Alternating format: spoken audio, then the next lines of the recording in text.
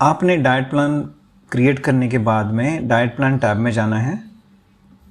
यहाँ आपको देखना है कि आपको टोटल कैलोरी दिन की कितनी दी गई है। तो ये जो कैलोरी यहाँ दिखाई देती है, जैसे इस स्क्रीन में आप देखेंगे 1581 कैलोरीज है।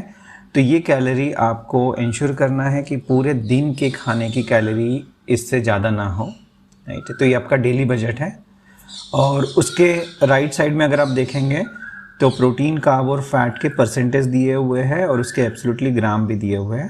तो आपको ये भी इंश्योर करना है कि आप दिन में 79% या 79 ग्राम प्रोटीन खा रहे हैं, जो आपके 20% है 1581 कैलोरी का, और कार्ब आप 197 ग्राम खा रहे हो और फैट 52 ग्राम खा रहे हो, राइट। अब आपके केस में ये नंबर्स अलग हो सकते हैं क्योंकि ये आपका पर्सनल डाइट प्लान है। बट आपको ये ज़रूर इंश्योर करना है कि आप इतना ही कैलोरी का खाना खा रहे हो, ना उससे ज़्यादा ना उससे कम। ये क्यों करना है? क्योंकि याद रहे आपका वेट लॉस तभी होगा जब आप कैलोरी डिफिसिट में खाना खा रहे हो। अगर आपने ज़्यादा खाना खाया तो वेट लॉस नहीं होगा। अगर आपने बहुत इससे कम खाना खाया तो आपका मेटाबॉलिज्म स्लो हो जाएगा और जिससे आगे जाके वेट लॉस स्टॉल हो जाएगा, राइट।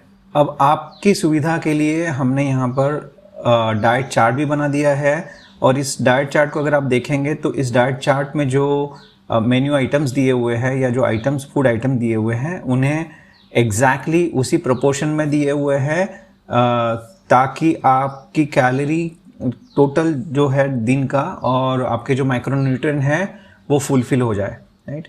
तो जो आपकी कैलोरीज हैं उसके हिसाब से इन मेन्यू आइटम्स को डिवाइड किया गया है। और अगर आप इस मेन्यू आइटम को खाते हैं तो आपको ये इंश्योर करना है कि उसके अंदर जो क्वांटिटी दी है वो उतनी ही क्वांटिटी में खाना है। तो अगर आप देखेंगे जैसे सैंडविच के बारे में यहाँ लिखा है कि एक ही मीडियम सैंडविच लेना है।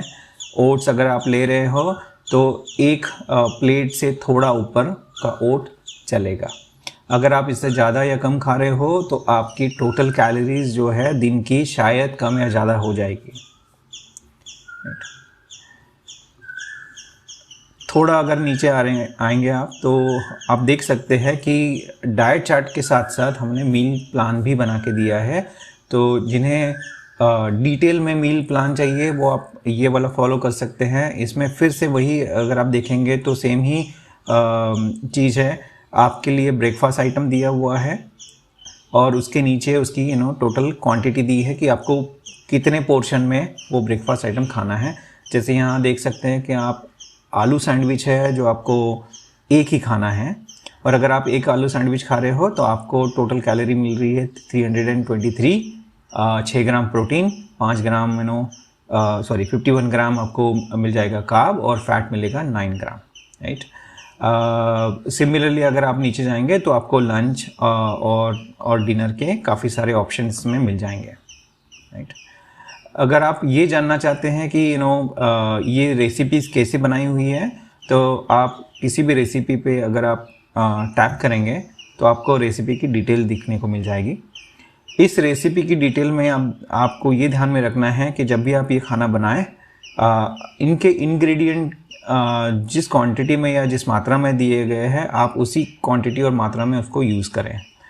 ये अगर आप कर रहे हो तो ये इंश्योर करेगा कि आपका खाना जो है वो एडिशनल कैलोरी का ना बने या कम कैलोरी का ना बने। जैसे फॉर एग्जांपल अगर आप देखेंगे तो इसमें 10 ग्राम घी के बारे में लिखा गया है। अगर आप 10 की जगह पे 20 ग्राम घी यूज़ कर रहे हैं तो टोटल कैलोरी जो है वो बढ़ जाएगी। और अगर आपकी टोटल कैलोरी बढ़ जाएगी तो हो सकता है कि आप पूरे दिन में जो कैलोरी डिफिसिट क्रिएट करना चाहते हो वो ना हो पाए और शायद इसकी वजह से फिर आपका वेट लॉस स्टॉल हो जाए। तो आपको ये ज़रूर इंश्योर करना है कि जब भी आप खाना खा रहे हो वो खाना इसी इंग्रेडिएंट की मात्रा के हिसाब से बनाया गया हो ताकि आपकी टोटल कैलोरी उस खाने की मेंटेन रहे।